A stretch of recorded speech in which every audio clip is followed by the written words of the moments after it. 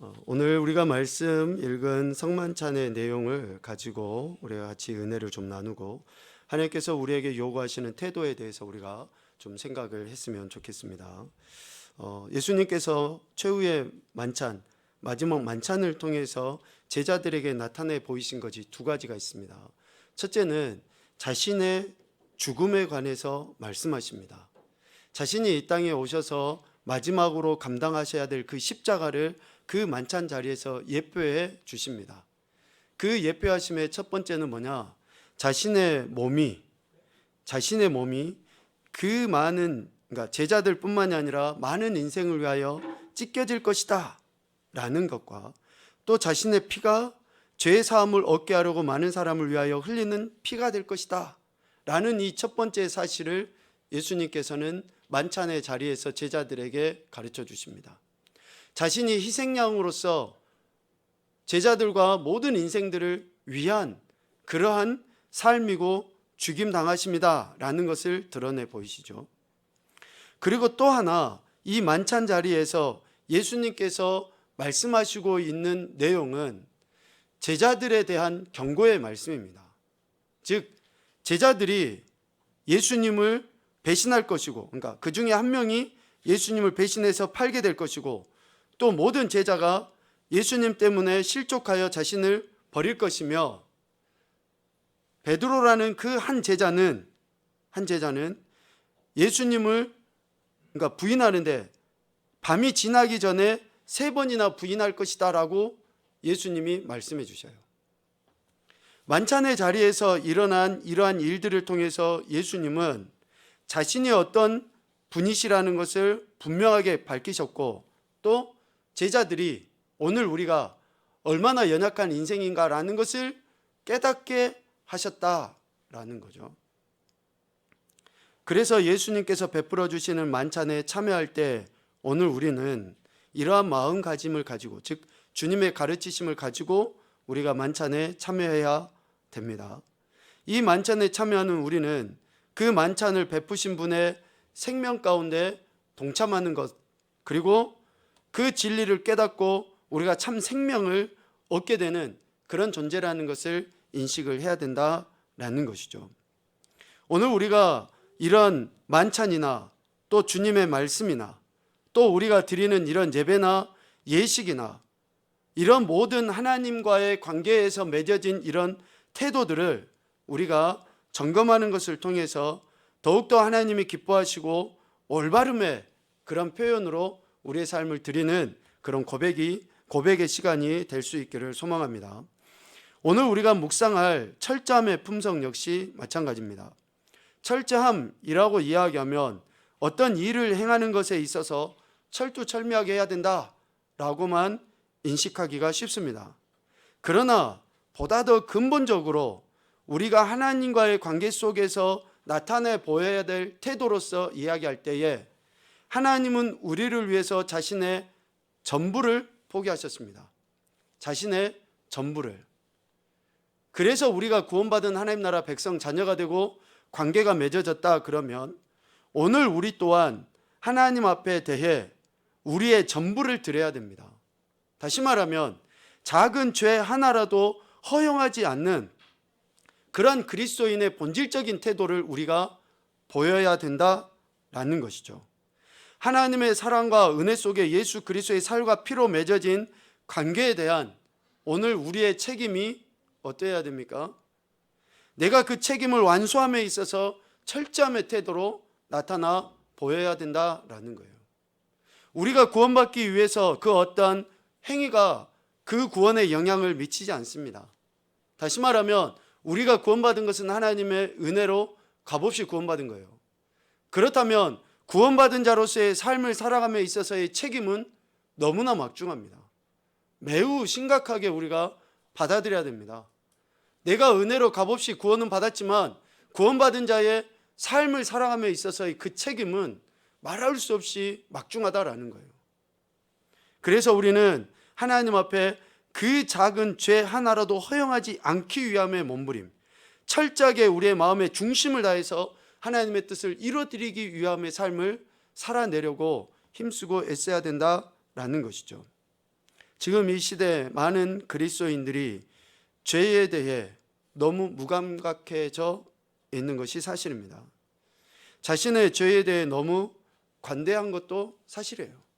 다른 사람을 비난하고 판단하기는 쉽지만 내 죄에 대해서 너무나 관대하고 또 무관심한 그런 생각을 갖고 있다 보니 진정 하나님이 내게 베풀어 주신 그 은혜의 바른 태도를 취하지 못하는 경우가 많이 있죠.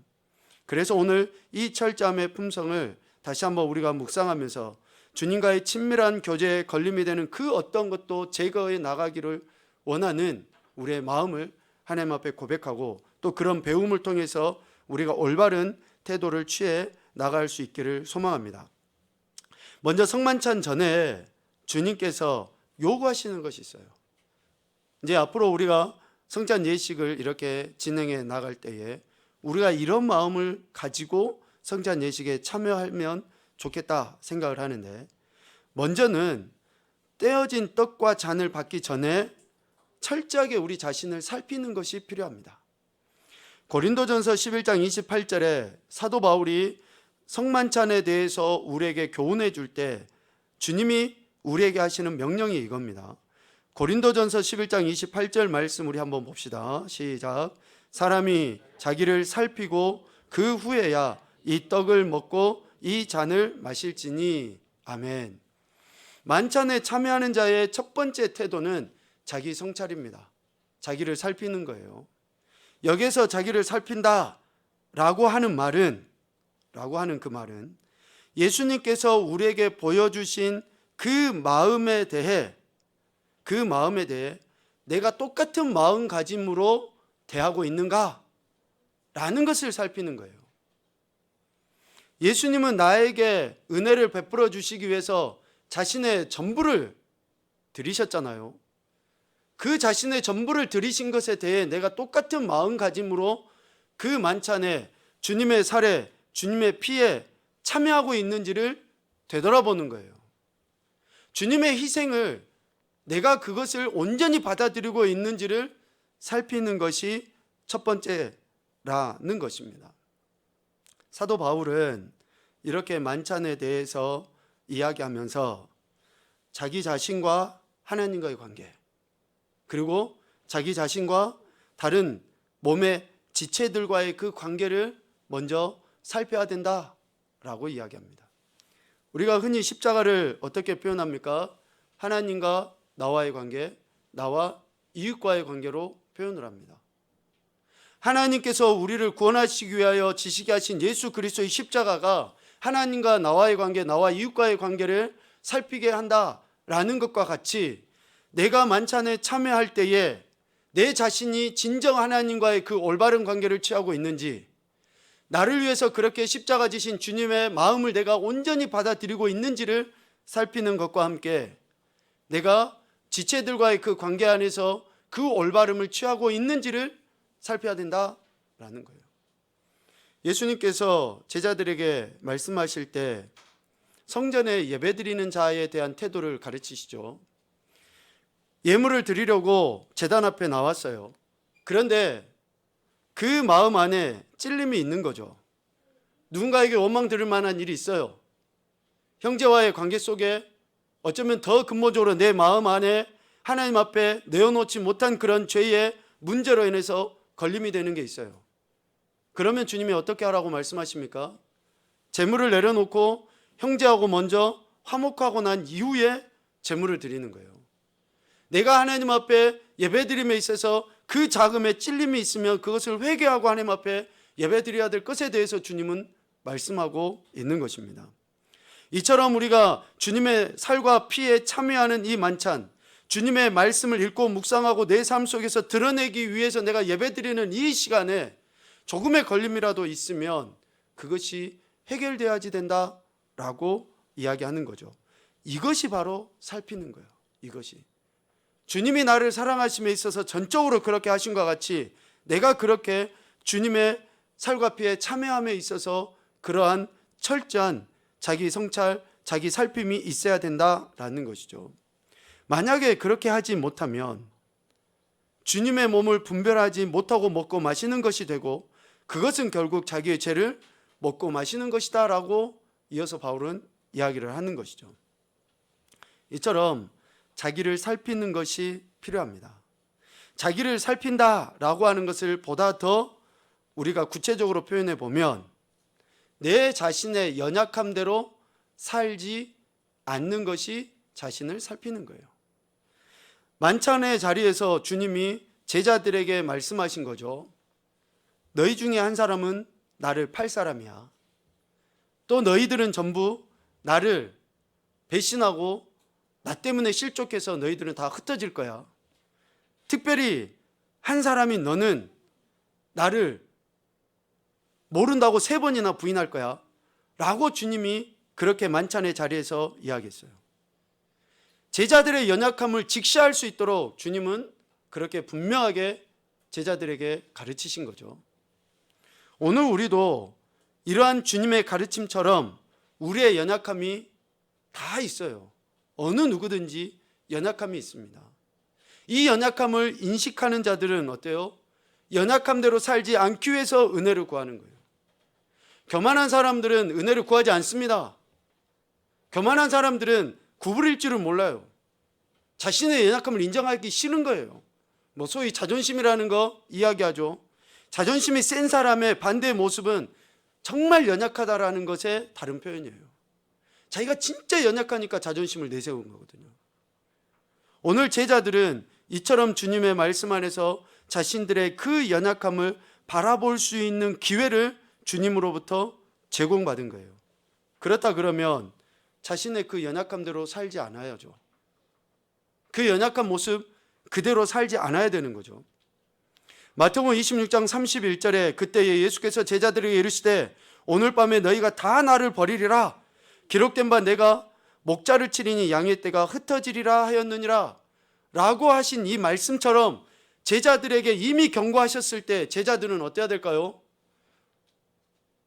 그래요? 제가 주님을 배신하고 주님을 팔 그런 사람일까요? 주님 어떻게 하면 제가 그렇게 하지 않을 수 있죠? 라고 도움을 구해야죠. 제가 주님을 모른다고 주님을 모른 척하고 떠나버리는 그런 인생이 되지 않도록 어떻게 해야 되죠? 제가 3번 주님을 부인하지 않도록 어떻게 해야 되죠? 라고 주님의 도우심을 구하는 그러한 모습으로까지 나타나야 되는데 특별히 베드로는 어땠습니까?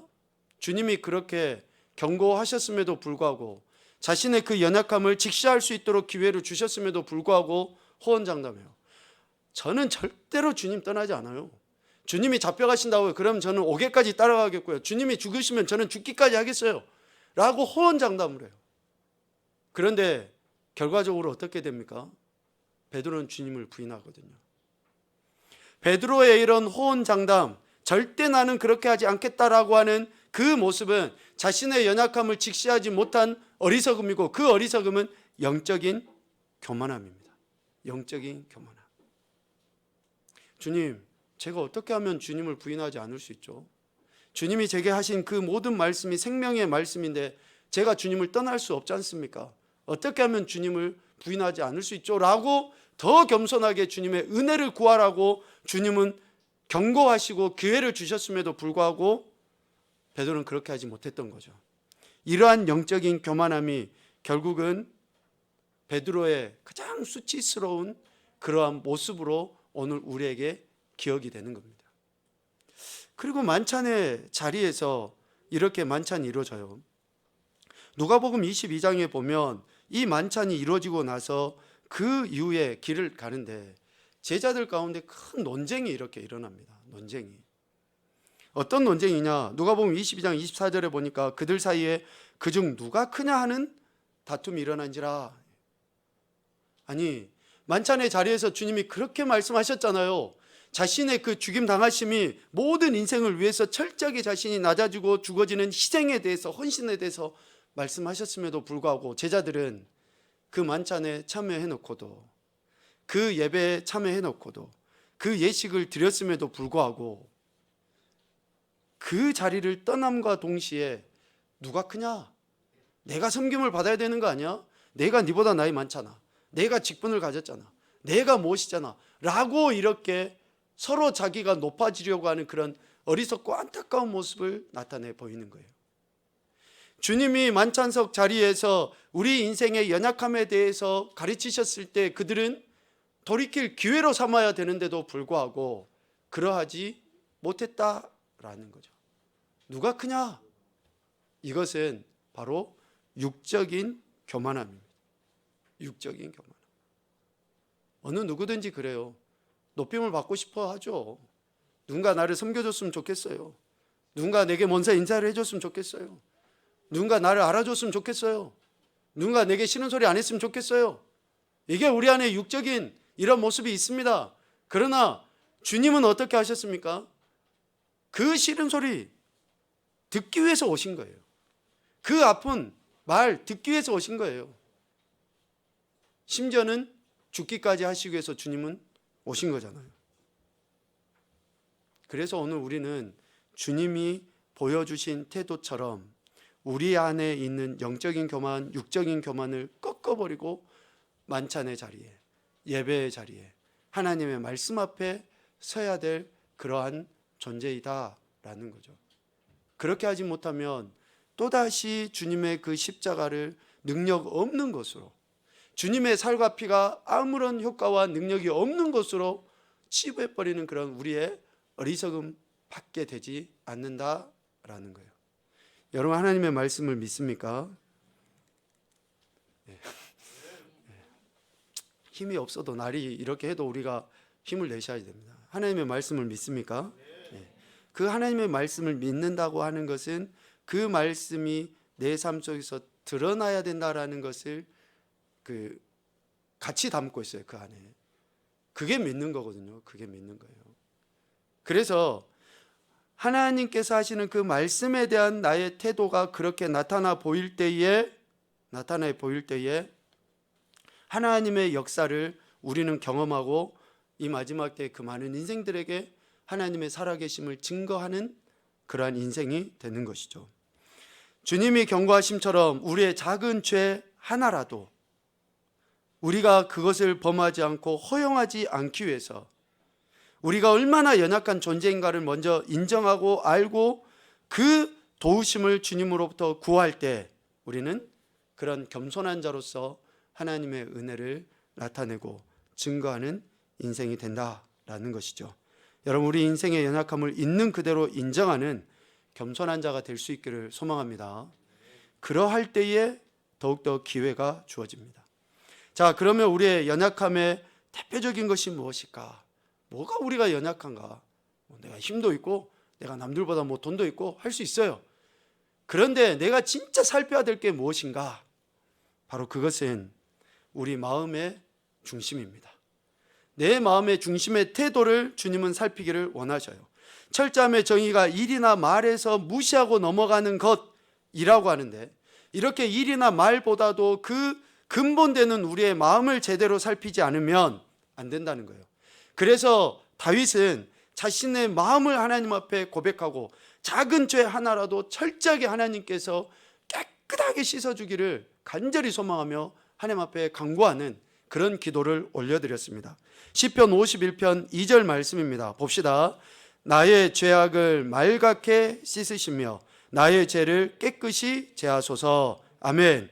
여기에서 말갛게라는 그 말의 히브리어는 라바예요. 라바.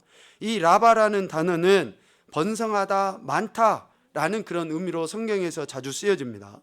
그러니까 말갛게 씻으시며 라는 그 말씀은 많이 할 수 있으면 자주 계속적으로 라는 그런 표현이고, 나의 죄를 깨끗이 제하소서 라는 말씀까지 같이 이어서 보면 죄나 불법의 흔적이 하나도 남지 않을 때까지 씻어주시고 또 씻어주시고 씻어주십시오 라는 그 고백이에요.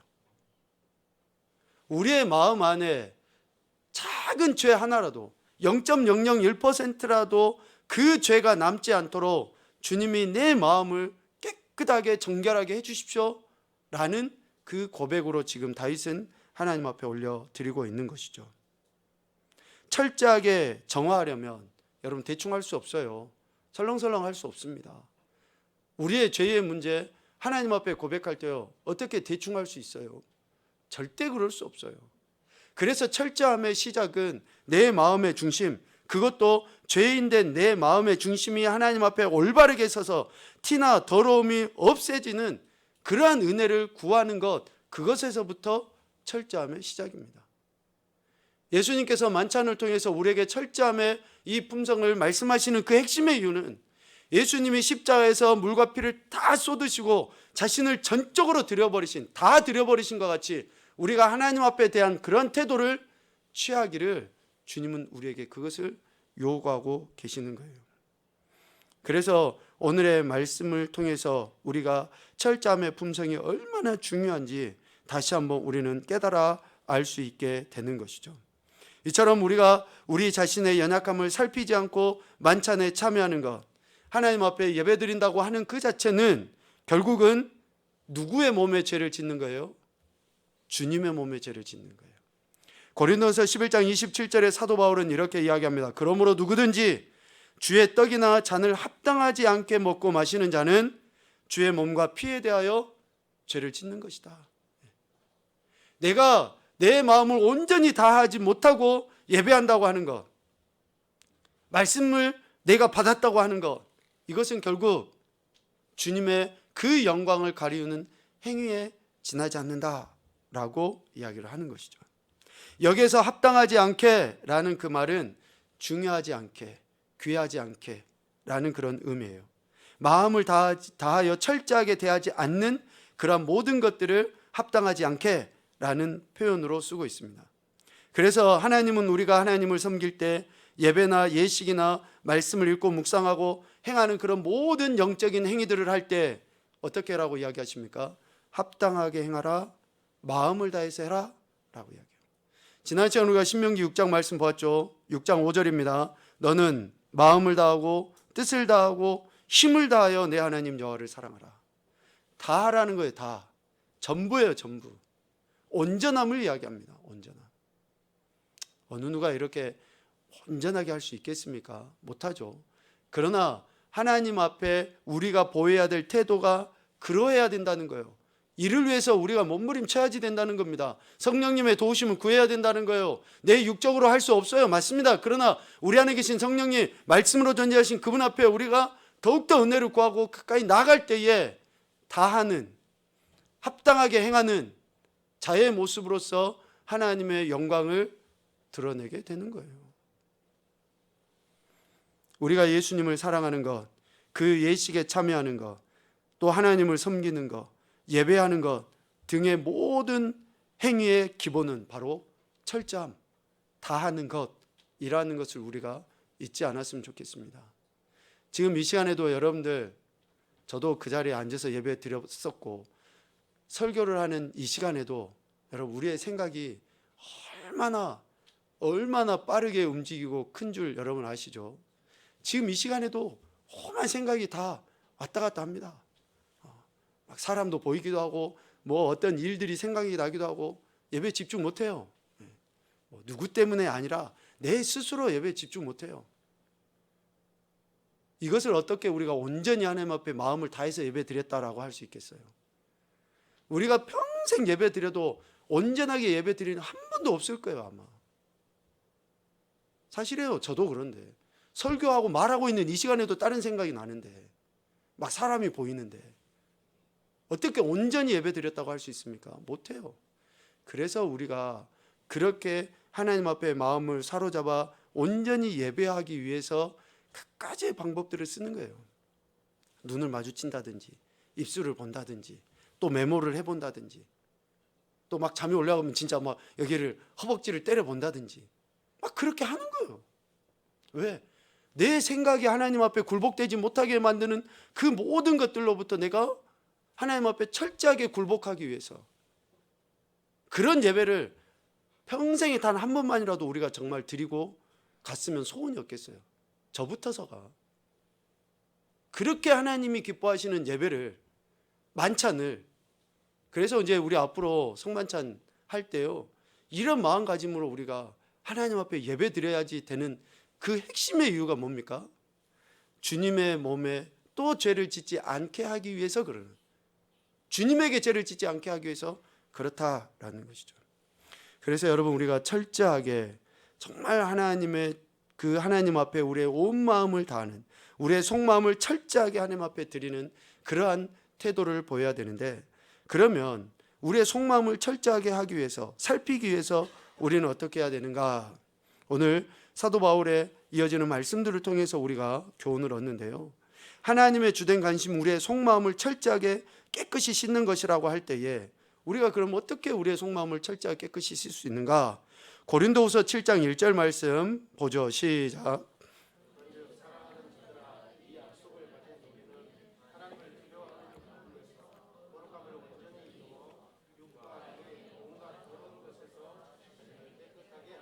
아멘. 하나님의 약속을 가진 우리라는 것을 먼저 여러분 꼭 기억하셔야 됩니다.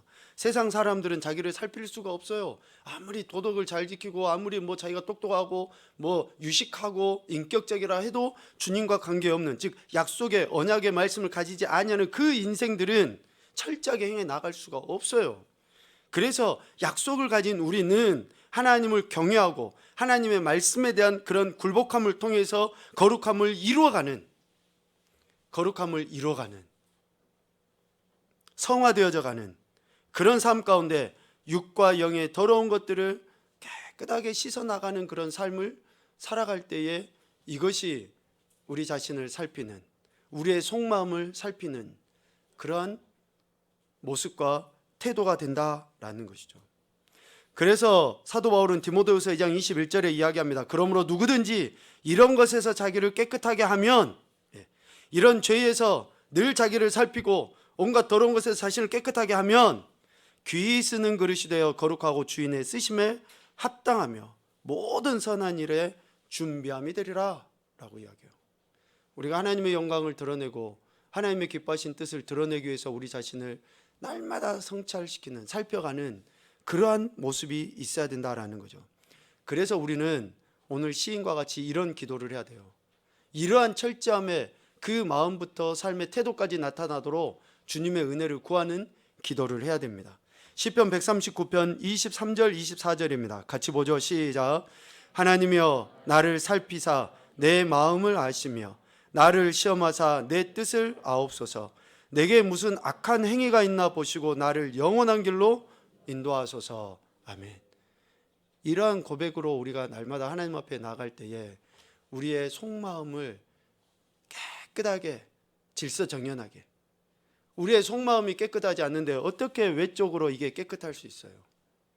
내 마음이 질서정연하지 않는데 어떻게 내 삶이 바르게 반듯하게 세워져 갈 수 있겠습니까? 내가 혼란한데 어떻게 다른 사람에게 안정을 줄 수 있어요? 내 마음이 청결하지 못한데 어떻게 다른 사람에게 청결을 요구할 수 있냐고요. 여러분, 주님이 우리에게 철저함의 모습을 보이신 것처럼, 철저하게 자신을 희생하신 것처럼 우리가 하나님을 섬기고 더 나아가서는 이웃을 사랑하고 섬김에 대해 이 철저함의 태도를 보이지 않으면 우리의 이 모습은 주님이 책망하셨던 자들과 같이 거짓과 위선으로 가득 찬, 자기의 죄는 관대한, 다른 사람에게 대해서는 털끝만큼도 용서하지 못하는 정말 어리석고 교만한 인생이 될 수밖에 없다라는 거죠. 그래서 철저함은 내 자신부터 철저하게 되돌아보는 거예요. 하나님의 말씀에 대한 나의 태도가 어떠한지를 늘 살피면서 그런 태도를 취해 나갈 때에 우리는 하나님을 영원하게 기쁘시게 하는 그러한 인생이 될 줄로 믿습니다. 하나님을 기쁘게 해드리기 위해서 우리의 생활 방식을 바꾸지 않으면 안 됩니다. 우리의 마음가짐을 바꾸지 않으면 안 돼요. 하나님에 대한 내 마음의 태도를 바꾸지 않으면 하나님을 기쁘시게 해드릴 우리의 인생의 목적을 이뤄갈 수 없습니다. 그러므로 모든 품성이 제대로 힘을 발휘하기 위해서, 하나님의 모든 말씀이 제대로 힘을 발휘하기 위해서는 무엇보다도 우리에게 요구되는 것이 철저함의 품성인 줄로 압니다. 우리가 하나님에 대해 마음을 다하는 것으로 인해서 우리에게 대한 하나님의 그 뜻하신 바를 이뤄가고 우리에게 주어진 그 능력을 제대로 발휘해내는 정말 이 시대 말의 멋진 그리스도인으로서 세워져 가시기를 주님의 이름으로 축복합니다.